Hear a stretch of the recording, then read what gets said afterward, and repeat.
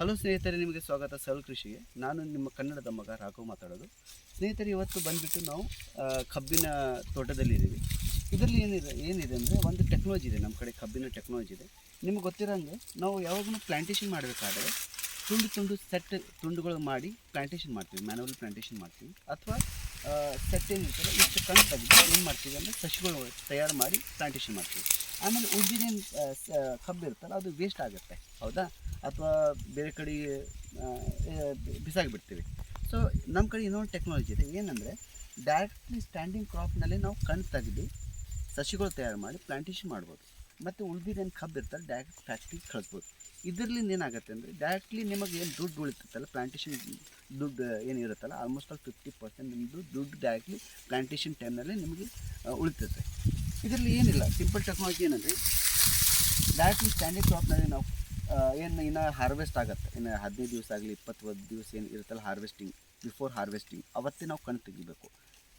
ಯಾಕಂದರೆ ನೀವು ಮತ್ತು ಇನ್ನೊಂದು ನೋಟ್ ಅಂದರೆ ಇದು ಒಂದು ಗಿಡದಲ್ಲಿ ಒಂದೇ ಕಣ್ಣು ಅಥವಾ 2 ಕಣ್ಣು ತೆಗಿಬೇಕು. ಹೆಚ್ಚಿಗೆ ಕಣ್ಣು ತೆಗೆದರೆ ಏನಾಗುತ್ತೆ ಅಂದರೆ ನಿಮ್ಮದು ಗಿಡಗಳು ಮುರಿಯೋ ಚಾನ್ಸ್ ಇರುತ್ತೆ. ಸೊ ಸಿಂಪಲ್ಲಾಗಿ ಒಂದು ಟೆಕ್ನಾಲಜಿ ಇದೆ. ಇದು ನಾವು ಶುಗರ್ಕೇನ್ ಬಡ್ ಕಟ್ಟರ್ ಅಂತ ಹೇಳ್ತೀವಿ.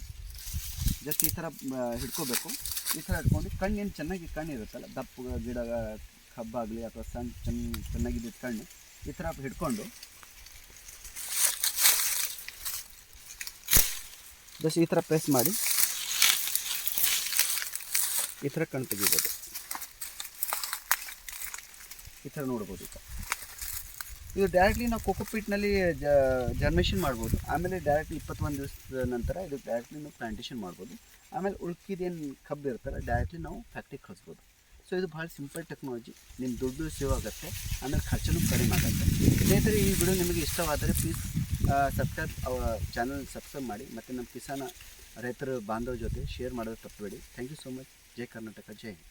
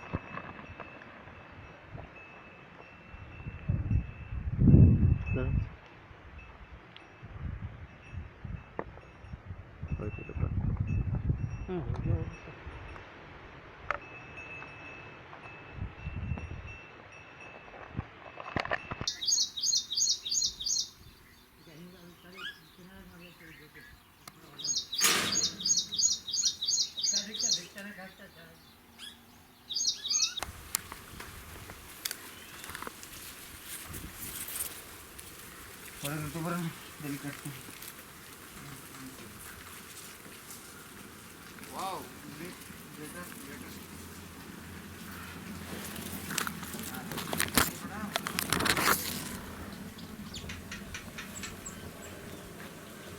ಈಗ 2 ಕಿಲೋ ಹತ್ತಿರ ಕಡೆಗೆ ಆದ್ರೆ ಆಯ್ತು. ಹೌದು, ನೋಡಿ